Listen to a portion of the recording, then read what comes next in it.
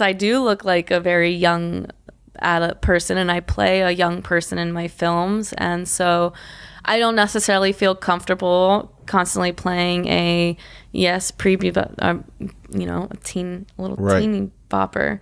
Well, and I think this is part of, getting back to the issue of the obscenity decisions. This is, while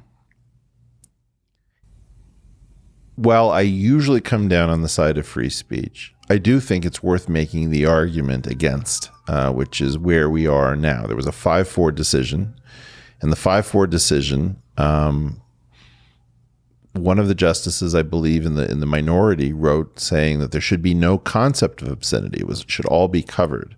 But because arousal takes place not in the prefrontal cortex where we're actually doing our thinking, but it's taking place in the autonomic nervous system, which we have very little control over. We sort of only have supervisory control.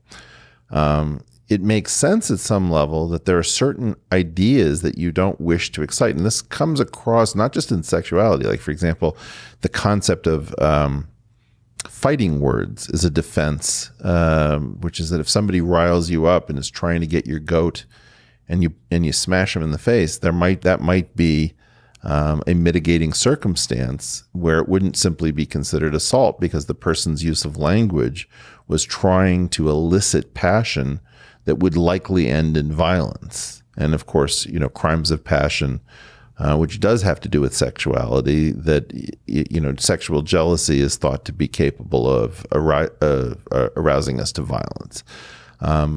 Is there an argument to be made that if the speech or the art is intended to access the parts of our brain that are most primitive and least under control, that maybe that shouldn't be considered speech at all?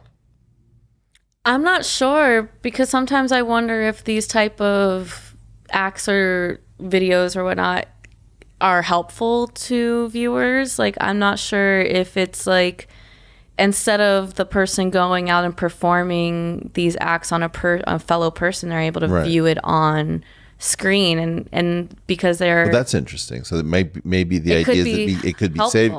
It could be because we are acting. We are an actress and an actor performing, and I am not an actual underage minor, though I am most times playing one, but legally I have to pretend I'm 18 because the payment processors and whatnot and the laws. So you are a 28-year-old woman playing what you believe to be an underage person who is technically portrayed as being above the age. That's Yes. 3 different ages that are taking place. Yes, 100%. And a lot of the times, I would like to think that it's helping people so that they are not actually like the incest porn.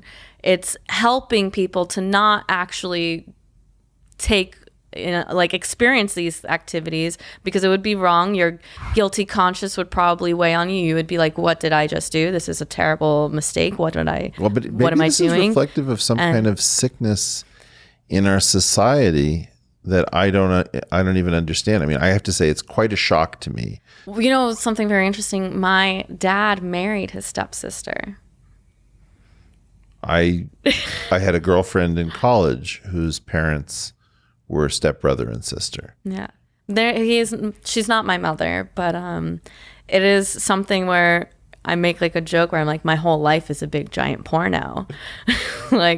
And it is interesting. He met her when she was about 13 years old, and he was... So after puberty. After puberty. 'Cause I forget what that effect is, that if you grow up with somebody, you tend not to be aroused by them at an earlier age. Yes. Right. So it is interesting to me that it is real life where you can partake in these sexual activities, and it's not blood related, and it is technically legal because they are stepbrother and stepsister, but there is still, for me, a personal element where I find it unattractive. Yeah.